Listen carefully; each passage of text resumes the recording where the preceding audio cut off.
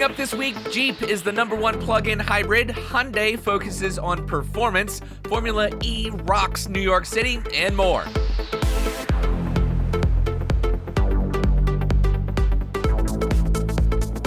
Hello, friends, and welcome to episode 115 of the EV Resource Podcast. I'm Zach Hurst, and each week I bring you the latest EV news, information, and interviews with industry experts. We have a new member of the EV Resource Patreon family. Christopher Lawrence has joined Rajeev at the executive producer tier. Thank you, Christopher, for your support, and I look forward to getting to know you better. If you are interested in Patreon, I'll have more information about that at the end of the episode. As always, before we get started with the news this week, I want to thank our podcast partner, Titan Auto and Tire, for their support. Titan has some of the only independent shops in Central Virginia that are qualified to work on hybrids and EVs, and from hybrids to Hummers, they fix everything. For more information and to schedule an appointment for your vehicle, go to TitanAutoTire.com. That's TitanAutoTire.com. All right, so lead story kicking us off this week. If you think about plug-in hybrids, what are the brands and models that immediately come to mind for you? Probably the Chevy Volt with a V, although it's no longer being made. Maybe the Toyota Prius Prime or RAV4 Prime. Those are both great vehicles and sell well. Especially you would think of Toyota because, as I mentioned last week on episode 113, they have eclipsed the 200,000 mark, and they've been selling quite well. So maybe you would think of them. But what about Jeep? Yeah, so that's not one that immediately might come to mind, but they have been making the Wrangler plug-in hybrid, the 4xe, or 4xe, if you will, 4xe for a little while now, and at least here in the U.S., it seems like they've been doing really well. So well, in fact, that in the first half of this year, the Wrangler 4xe is the #1 selling plug-in hybrid. So much so, in fact, that Jeep sold 2 times as many as second place, the RAV4 Prime from Toyota.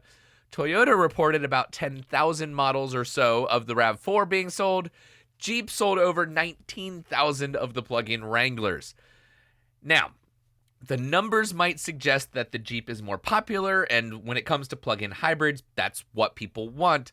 Reality might be a little different, and I don't mean to take away from Jeep and Stellantis for making an awesome product that is obviously selling very well, but perhaps the biggest reason for the discrepancy between that and the RAV4 Prime is Toyota just doesn't make many of them. So the sales difference could just be that the availability of the 4xe is so much greater. Jeep is a great purchase option, absolutely. It just seems like Stellantis just happens to be making more of them. Unfortunately, if you want an all-electric Jeep, there just isn't one available. But, that being said, there really isn't an all-electric Toyota available either. And yes, I know people are screaming at their radio or whatever device you're listening to right now. Yes, I know about the BZ4X. It has started production, but those numbers are still really small, selling only 199 units so far this year. So if you're in the market for a plug-in hybrid, chances are you're going to be able to find the Jeep a lot easier than any other thing. And if you're looking for all electric, well, Jeep just isn't going to have it for you. Next, Car and Driver recently attended an event in South Korea by Hyundai named N Day, N being the performance arm of the brand. The subject was performance through and through, and Car and Driver writes that the recurring theme was that Hyundai will absolutely not let performance fall by the wayside as electrification becomes ever more deeply ingrained in Hyundai's product lineup. And if you ask me, I couldn't be more excited about it. One of my favorite things about electric vehicles is the performance, how much fun it is to just slam your right foot down and be pushed back in your seat. Now, at this event, there were 3 models that really captured my attention. One production car was confirmed for the near term, a pure electric Ioniq 5N, slated to be available next year. and it's probably a safe assumption to make that this vehicle will have more performance than the current range of Ioniq 5 trims, which unfortunately Hyundai was very tight-lipped about the details, so we'll just have to wait to find out. That being said, I recently tested the all-wheel drive dual-motor Ioniq 5 and was very impressed, not only with its 4.5 second 0 to 60 time, but it also ran the quarter mile in 13 seconds flat. That's pretty impressive considering that some of the best sports cars from the 90s anyway, at least that's what I look to when I remember the best sports cars. They were running, like the twin-turbo Toyota Supra, the 4th gen. That ran the quarter in 13.2. So that's kind of the benchmark that I use when I consider if a car is quick in the quarter mile or not. The fact that the current Ioniq 5 does it in 13, I would bet that any N performance trim will offer better numbers and maybe something that could rival the Performance Model 3 from Tesla or other EVs in the low 3 second 0 to 60 range. Don't know this, of course. It's entirely speculative, but we could certainly hope. The second vehicle that I want to touch on was the RN22E. It is a sports sedan concept that is going to be based on the Ioniq 6 more streamlined body. It's going to be all-wheel drive, dual motor, built on the same eGMP platform, 800 volt architecture, and they say that the power output is going to be in line with the current EV6 GT from Kia, 577 horsepower, 546 pound-feet of torque. That is awesome. But it's going to be a lot more than just the Kia EV6's powertrain in different clothing. The RN22E's direct drive transmission has also been fitted with dual clutch torque vectoring, so that'll not only improve agility and corner exit traction, but it will also explore the potential benefits of torque vectored regenerative braking at turn-in. So brakes, suspension, I really can't talk. I'm sorry, guys. A massive rear wing and even a wide body kit show off the vision that Hyundai has for the RN22E. And if they get anywhere close to what they revealed in the concept, I think it's going to be a real winner for a production vehicle. The third vehicle, the other concept, was one that seems to be getting the majority of the headlines. And quite frankly, that's not too surprising. With styling somewhat reminiscent of the DeLorean from the 80s, the Envision 74 is a stunning concept that would win you over with looks alone, but perhaps it's what's underneath the skin that is a bit more important. The Envision 74 is a two-seater, rear-wheel drive, 671 horsepower, hydrogen fuel cell sports car. That's right, hydrogen. And I know there's lots of give and take whether hydrogen's the future or not, but there's a reason that they put that into this car, and I will get to that in a second. But before I do, dual electric motors in the rear. So it's not front and rear, it's dual electric motors in the rear. They team up for a maximum combined output of 671 horsepower and 664 pound-feet of torque. This thing is set to be a monster. Hyundai actually says that the 0 to 60 will come in less than 4 seconds, which honestly, that's pretty much a given if you ask me. I think they're holding back on that. Realistically, I think closer to the 3 second, maybe a touch quicker, depending on traction control, software, and all of that. But I mean, this is going to be a beast. Electricity to power those motors comes from two sources.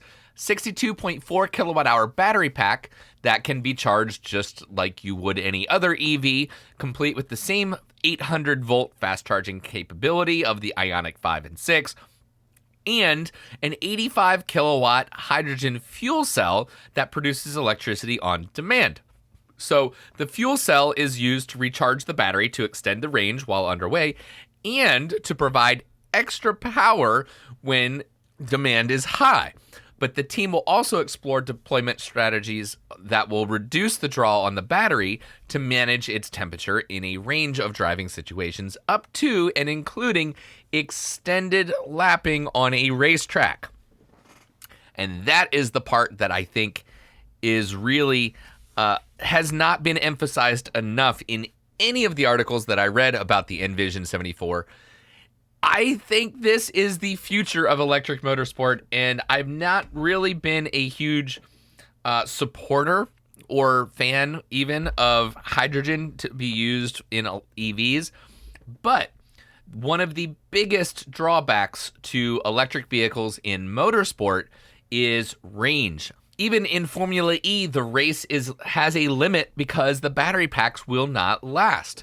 So if you want to see something like an Indy 500, a 500-mile race, or Daytona 500, you're not going to be able to have it with battery power alone. And I can see hydrogen being a way to do that without having harmful emissions. Extreme E already uses hydrogen, so maybe, just maybe, we'll see performance vehicles of the future going in that direction for longer distances on the racetrack. And I don't have a whole lot of confidence in the Vision 74 being more than just a look what we can do from Hyundai. The chances of it actually making it into a production version are probably likely fairly slim. But still, I think it highlights some very important points for potential technology in the future. Next, the king of speed has been dethroned. The quickest accelerating production vehicle is no longer the Tesla Model S. 0 to 60 in 1.99 asterisk is officially slow. Okay, that's not true. 0 to 60 in 2 seconds is still very, very quick. But it's not the quickest. No, that title belongs to the Rimac Navara, and that's right. It can do it quicker. The new king of quick will do a 0 to 60 in 1.85 seconds. And if that were it, then, that alone would be fairly impressive. But the Navara will go on to do 0 to 200 miles an hour in 11.2 seconds. And it has a top speed of 258 miles an hour. Or so. I've seen some reporting that say 260, but maybe they were just rounding up. I don't know. I'm not going to split hairs. We'll call it 258 miles an hour, which honestly is faster than I will likely ever go in my life. Maybe you too. The Navara has 4 electric motors that generate a combined 1,914 horsepower and 1,696 foot-pounds of torque. Those are just insane numbers. Now, all of this is fine and good, but the point I'm getting to here is that these are now statistics of a production vehicle. Yes, the Rimac has started production. Here's what the company said in a press release. Quote, after 5 years of development and testing, 3 generations of powertrain technology, 18 prototypes, 45 physical crash tests, and more than 1.6 million collective hours of research and development, the very first full production version of the Rimac Navara has rolled off the production line. Now, hand building of the Navara will continue at a rate of up to 50 units each year, delivered to customers all over the world. Sure, 50 doesn't sound like very many, but at a price tag of $2.4 million, I don't suspect that there are very many more people who would actually buy one each year. Okay, actually, that's probably not true either. I bet there are a lot of people with that kind of money to throw around. Sadly, I'm not one of them. Maybe someday I just need to pump up the YouTube numbers a bit more, and then we'll be good. Or if any of you have that kind of money and want to at least just lend me one for a day to do some performance tests, I could go for that too. Okay, moving on. Some exciting EV news coming out of Topeka, Kansas. Yeah, you heard me right. Kansas, that empty space in the center of the country, home of the rolling plains and almost nothing else except my parents. They live there. Now it has some exciting news to share regarding the future of EV battery production from Panasonic. Panasonic plans to build a $4 billion, 4,000 employee factory in Kansas to make batteries for the rapidly growing electric vehicle market, Governor Laura Kelly announced on Wednesday. The Japanese electronics giant is planning to invest several $billion for an EV battery factory in DeSoto in Johnson County, Kelly confirmed late Wednesday afternoon in Topeka. The announcement concludes a national search for a new site and a heated competition between state officials in Kansas and Oklahoma, the two finalists for the project. Leaders have previously said the factory could employ as many as 4,000 workers with an average annual salary of $50,000. So that's not a bad job to have. I mean, it pays fairly well, and honestly, for Kansas, that's really good. Well, I shouldn't have emphasized that as much, maybe. But look, $50,000 a year in Kansas goes a lot further than many other places around the country. So that's good news, especially for anybody that might be looking at a new job in that area. Next, this past weekend saw electric racing action on the shores of the U.S. again as Formula E took to the streets of Brooklyn, New York for a doubleheader weekend, rounds 11 and 12, that started with round 11, the first race ending in utter, absolute chaos. The result of rain hitting the area and flooding the track caused race cars to hydroplane and go off the course in epic style. You can look at the replay on YouTube, and some of the drivers just went on straight at seemingly full speed when they should have been making a turn. Ultimately, the race would end in a red flag, which honestly, looking back, of course, everything's 2020, but when you have rain that bad and cars on racing slicks, it's just never going to end, in a good result. Crashed car by Nick Cassidy ended up being awarded the race win because before the crashing and everything started to happen, he was leading. Now, he did get passed after he crashed, but I guess the race officials felt like just the conditions were a bit much, and so they kind of walked that back and awarded the win, and it kind of ended things at that point. The second of the two races, round 12, was definitely a bit more calm. Except for maybe the front, right at the very start, Larder jump-started and then backed off, significantly losing placement, falling from third, where he was starting on the grid, to 12th, all before the first corner. That is not something that you want to see if you are a fan of his. But it didn't seem to affect the overall results of the race, though. Ultimately, DaCosta would lead from pole to checkered flag, earning him the 25 championship points for first place.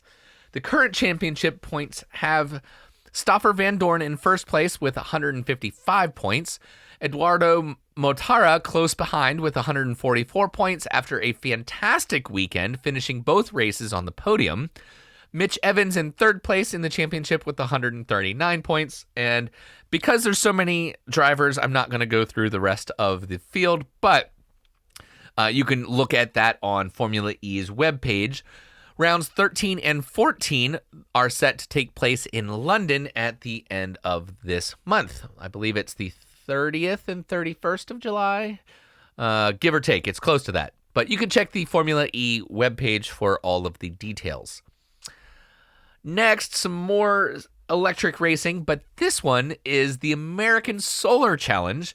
It is now complete, the 16-day, 1,470-mile challenge that saw it start in Independence, Missouri, finished in Twin Falls, Idaho. 10 teams from across the country, which were made up of mostly schools like Iowa State, Principia College, App State or Appalachian State University. They all tackled the long trek, piloting vehicles running on 100% solar energy. Two classes of vehicles, single-seat occupancy and multi-seat occupancy, were running simultaneously with winners awarded in each category. Last year, I actually had the pleasure of seeing these vehicles in person in Kansas when I was out visiting my parents, and it was a fascinating experience to be able to talk with the teams and get a greater understanding of the technology that was really going into the cars that they were driving. If you want to, I did do an interview, so if you want to check that out, It's on YouTube. I'll put the link in the show note, and you can check that out. This year saw many of the same players as previous years, including some that I had gotten a chance to meet and talk to. So it was neat to kind of follow along with their progress for this year. The winners in the single occupant vehicle class, Kentucky came in third place, Principia College in second, and the win went to MIT with a total of 1,940 miles completed. In the multi-occupant vehicle class, third place was taken by Poly Montreal, second by App State, and first place went to Minnesota with 1,698.8 miles completed. And for clarification, the base distance was 1,470 miles, but teams could complete additional mileage loops in order to achieve a longer distance. So big congratulations to the teams that had so much success this year. And that's it for the American Solar Challenge in 2022. What I really think is interesting about the American Solar Challenge is that a lot of the technology that is going into powering these cars only on solar, especially in the multi-occupant vehicle class, I expect to see that technology kind of make its way into production vehicles eventually. And the reason I think that is there's a great example. The Lightyear 1 is a solar EV that, granted, it's very expensive, but the team that created that actually started in the, I think it was the World Solar Challenge, the one that takes place across Australia. And they have taken that knowledge and experience and gone on to actually make the Lightyear 1. So I think in the future we'll see more and more solar EVs being an option, a practical option for, everyday driving. All right, and the last news story I have for you is about electric racing as well, kinda. Extreme E, our favorite electric off-road racing series, has struck a deal with Turn 10 Studios and will have the Odyssey 21, the race vehicle, clad in all of the team's livery in Forza Horizon 5, which is a video game for the Xbox. And I don't know about all of you, but I play Forza a lot, and I am super excited to check this out. The update comes out Tuesday the 19th, so that actually happens to be the day I'm recording this, and I can't wait to check it out because it seems like it's going to be so cool. I think it's really neat to see Extreme E being added to one of the most popular driving games to have ever been made. Not only will this push more people to become fans of Extreme E, I'm sure, but also just pushing that the narrative that electric vehicles can be fun and can do things that other vehicles can do as well. That is a very important message, and to kids that are playing these video games, it's important for them to kind of normalize electric vehicles doing awesome things. Okay, so that's your show for this week. I want to thank our Patreon supporters at the executive producer tier, Rajeev, Narayan, and of course, as I mentioned at the top of the show, Christopher Lawrence joining him. For their support, they receive ad-free episodes of the EV Resource podcast, an invitation to the monthly EV Resource Patreon water cooler chat, and the first of which is scheduled for this coming Saturday, the 23rd. And of course, their name in the show notes and shared with you all here on the podcast week after week. I cannot thank the Patreon family enough for their contributions. It means so much, and genuinely, I am humbled by the support. If you are unable to contribute on Patreon, that's perfectly okay. I only have one thing to ask of you. Share this podcast with a friend or anybody that you know that is interested in electric vehicles. That's it. Okay, that's not it. If you can, leave a rating on Apple Podcasts and subscribe to the YouTube channel. So I really have, I guess, 3 things to ask. Share it, leave a rating, and subscribe to the YouTube channel. All of these things are free, and they take very little time, but on my end, they make a huge difference. So go do that, please and thank you. Let's see. A reminder to get your tickets for the Electric Vehicle Fall Festival taking place at Dominion Raceway in Virginia on September 18th.